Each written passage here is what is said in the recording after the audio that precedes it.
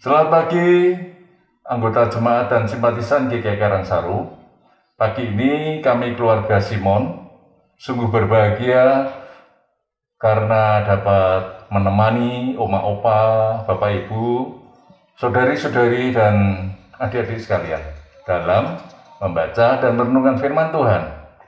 Satu pekan sudah Tuhan menyertai langkah kehidupan kita. Satu pekan sudah kita merasakan penyertaan Tuhan. Marilah bersama bersyukur kepada Tuhan. Marilah kita memuji Tuhan.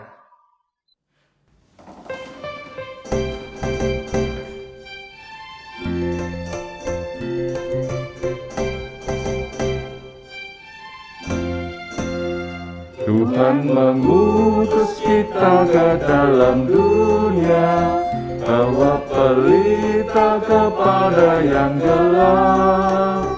Meski dihina serta dilanda duka, harus melayani dengan sepenuh. Dengan senang, marilah kita melayani umatnya. Dengan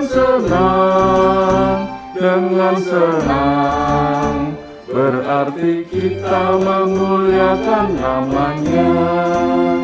Tuhan mengutus kita ke dalam dunia, bagi yang sakit dan tubuhnya lemah.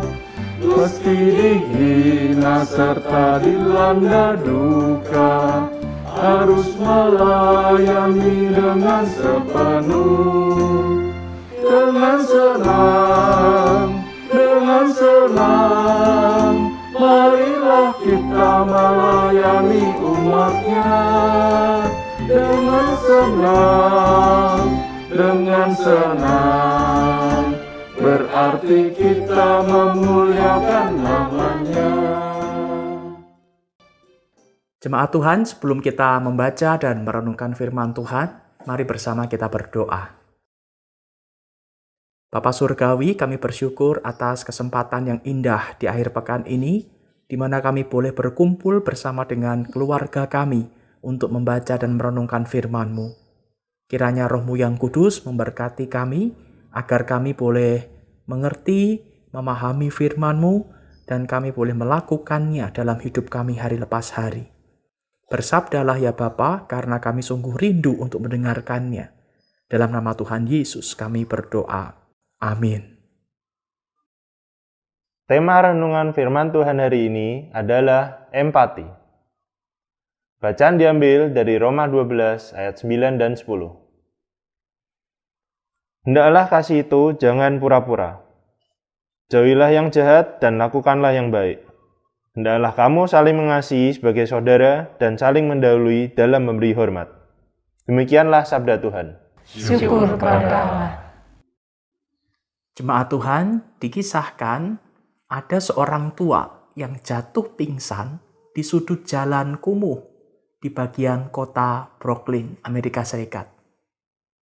Kemudian sebuah ambulans melarikan dia dengan kecepatan yang tinggi ke rumah sakit King Country. Di dalam dompet orang tua yang pingsan tersebut terdapat sebuah kertas yang kumal. Dengan susah payah, perawat mengeja nama dan alamat seseorang marinir yang diperkirakan adalah anak dari orang tua yang pingsan tersebut. Pihak rumah sakit segera mengirim surat panggilan darurat ke markas tempat marinir itu tinggal dan bertugas. Ketika marinir itu datang, perawat mengatakan kepada orang tua yang masih dalam tenda oksigen, "Anak Anda sudah berada di sini sekarang." Mendengar hal itu, orang tua yang sudah sangat lemah itu membuka matanya sedikit demi sedikit dan mengulurkan tangannya dengan lemahnya. Marinir itu langsung meraih tangannya dan menggenggamnya dengan lembut.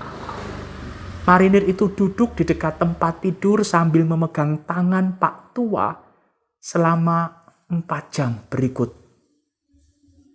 Saat melakukan pemeriksaan, para perawat menganjurkan kepada marinir itu untuk istirahat sejenak sambil makan di kantin rumah sakit. Apalagi ketika para perawat melihat Pak Tua itu sedang tidur nyenyak. Tetapi marinir itu menolaknya. Sekitar petang hari, orang tua itu menghembuskan nafas terakhirnya. Segala urusan telah selesai dan marinir itu pun bertanya kepada perawat, "Siapakah orang tua itu tadi?" Perawat itu pun terkejut dan menjawab, "Bukankah dia orang tua Anda?" Marinir itu menjawab, "Bukan. Tetapi saya lihat dia membutuhkan sosok seorang anak. Maka saya tetap tinggal di sini." Bapak Ibu saudara yang terkasih di dalam Tuhan, empati adalah tindakan turut merasakan atau mengidentifikasikan diri ke dalam perasaan atau pikiran yang sama dengan orang lain. Ketika seseorang berempati dengan orang lain, maka penderitaan, kesedihan, dan kesakitan orang lain menjadi bagian dari hidupnya. Mengapa Yesus bersedia menderita di kayu salib untuk menebus dosa kita? Tak lain karena Yesus berempati kepada manusia. Tuhan Yesus merasakan bahwa manusia sungguh akan kesakitan menanggung penderitaan hukuman dosa. Dia merasakan kesakitan yang dihadapi manusia akibat dosa. Dia ingin menanggung penderitaan itu bagi kita manusia. Dia menjalani penderitaan di kayu salib demi manusia. Dia rela mengalami kesakitan karena hatinya berempati kepada penderitaan manusia. Rasul Paulus pun memberi penekanan kepada jemaat di Roma agar dalam kehidupan mereka bersama-sama saling menopang. Ia mengajarkan kepada semua orang percaya untuk bisa berempati, yakni bersukacitalah dengan orang yang bersukacita dan menangislah dengan orang yang menangis. Hal ini hanya bisa terjadi jika di dalam diri seseorang ada kasih. Kasih memungkinkan seseorang mampu berempati dengan orang yang dikasihinya. Kisah marinir di atas merupakan satu contoh kasih sayang seorang anak. Marinir itu memahami keinginan Pak Tua untuk merasakan kasih sayang. Marinir itu tahu bahwa di saat kesakitan, Pak Tua itu butuh pendamping. Marinir itu pun memberikan tangannya dan waktunya serta dirinya untuk menemani Pak Tua di akhir hayatnya. Marinir itu telah sungguh-sungguh berempati terhadap kesedihan dan kesendirian Pak Tua. Di dalam kehidupan keluarga, karakter empati sangat dibutuhkan. Orang tua yang berempati terhadap pergumulan dan perasaan anak-anaknya akan dapat mengambil keputusan dan tindakan yang tepat. Demikian pula sebaliknya, anak-anak yang berempati terhadap orang tuanya maka dapat bersikap yang tepat terhadap orang tua mereka. Marilah kita berdoa. Tuhan, terima kasih untuk waktu yang Tuhan telah berikan pada kami di pagi hari ini. Melalui renungan singkat pada pagi hari ini, Tuhan telah mengajarkan kami untuk kami saling berempati antara satu dengan yang lainnya. Kiranya renungan pada pagi hari ini bisa kami aplikasikan di dalam kehidupan kami. Terima kasih Tuhan. Amin. Marilah kita mohon berkat Tuhan.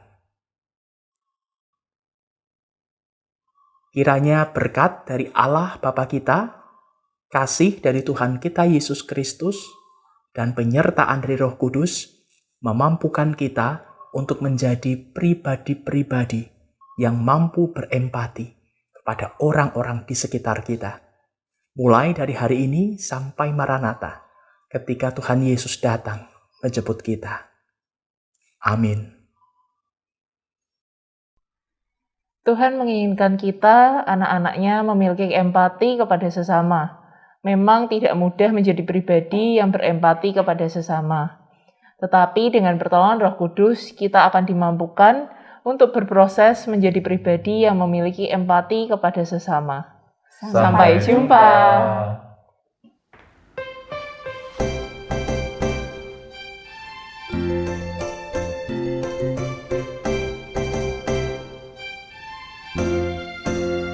Tuhan mengutus kita ke dalam dunia, menolong yatim dan orang yang resah. Meski dihina serta dilanda duka, harus melayani dengan sepenuh. Dengan senang, marilah kita melayani umat-Nya. Dengan senang, berarti kita memuliakan nama-Nya. Tuhan mengutus kita ke dalam dunia untuk melawat orang terbelenggu. Meski dihina serta dilanda duka, harus melayani dengan sepenuh. Dengan senang, marilah kita melayani umat-Nya. Dengan senang, berarti kita memuliakan nama-Nya.